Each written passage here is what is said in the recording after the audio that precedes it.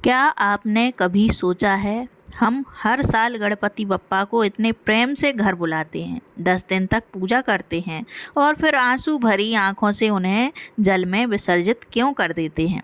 आखिर यह प्रथा क्यों बनी और इसके पीछे कौन सा पौराणिक रहस्य छिपा है? आज हम आपको सुनाने जा रहे हैं एक ऐसी कथा जो आपको भावुक भी करेगी और विसर्जन के पीछे छिपा गहरा संदेश भी बताएगी। तो शुरू करते हैं।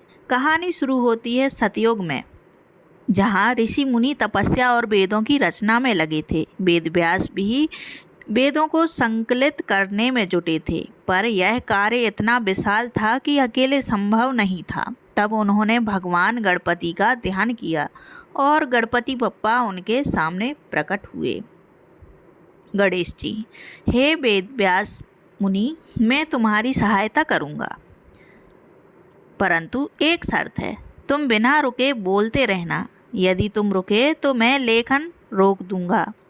व्यास जी बोले, हे प्रभु, मेरी भी एक शर्त है। आप भी बिना समझे कोई श्लोक नहीं लिखेंगे, हर श्लोक का भाव समझकर ही उसे अंकित करेंगे। इस प्रकार शुरू हुआ दिव्य लेखन का कार्य। गणपति बप्पा ध्यान मग्न होकर बैठ गए। दिन बीतने लगे। पहला दिन, दूसरा दिन, तीसरा, 10वें दिन तक बप्पा ने भोजन पानी तक का त्याग कर दिया। वे ध्यान में इतने लीन हुए कि उनका शरीर तपस्या की दिव्य अग्नि में तपने लगा। धरती उनके इस तेज को सहन नहीं कर पा रही थी। देवताओं को चिंता हुई कि इस ऊर्जा को प्रकृति में संतुलित करना जरूरी है। देवता बोले, हे गणपति, आपका तेज अमूल्य है, पर इसे धरती पर स्थायी रखना संभव नहीं। कृपया करके अपने स्वरूप को मिट्टी की प्रतिमा में प्रकट करें, ताकि भक्त हर वर्ष आपको बुलाएं, पूजा करें और फिर विसर्जित करके इस ऊर्जा को जल में प्रवाहित कर सकें। गणपति बप्पा ने देवताओं का निवेदन स्वीकार किया। तभी से यह परंपरा बनी कि गणेश चतुर्थी पर उन्हें घर बुलाया जाए, 10 दिन तक पूजा की जाए और फिर प्रेम पूर्वक उन्हें जल में विसर्जित कर दिया जाए। गणपति विसर्जन के नियम। विसर्जन केवल परंपरा नहीं, बल्कि पूजा का महत्वपूर्ण भाग है। शास्त्रों के अनुसार गणपति विसर्जन के नियम इस प्रकार हैं।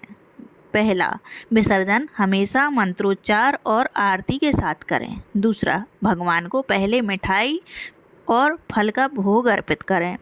तीसरा, मूर्ति को फूल, चावल और दूर्वा घास से सजाकर विदा करें।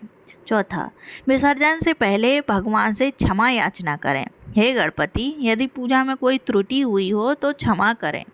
पांचवा, शुद्ध जल का प्रयोग करें। कोशिश करें कि मिट्टी की प्रतिमा ही विसर्जित हो।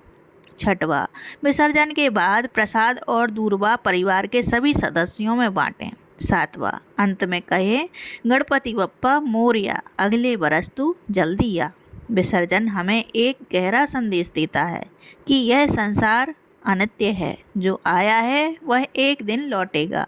मूर्ति का जल में मिल जाना हमें सिखाता है कि संपत्ति, अहंकार, रिश्ते सब अस्थायी हैं, भक्ति और प्रेम ही शाश्वत हैं।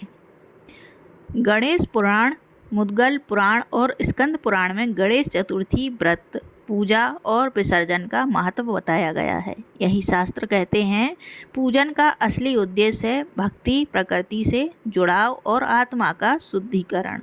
तो अगली बार जब आप गणपति विसर्जन करें तो यह याद रखें, यह केवल प्रथा नहीं, बल्कि एक दिव्य संदेश है। गणपति बप्पा हमें हर साल भक्ति, संयम और प्रेम का पाठ पढ़ाने आते हैं। अगर आपको यह वीडियो अच्छी लगी हो तो कृपया हमारे चैनल को लाइक करें, सब्सक्राइब करें और बेल आइकन दबाना ना भूलें। गणपति बप्पा मोरया, मंगल मूर्ति मोरया। धन्यवाद।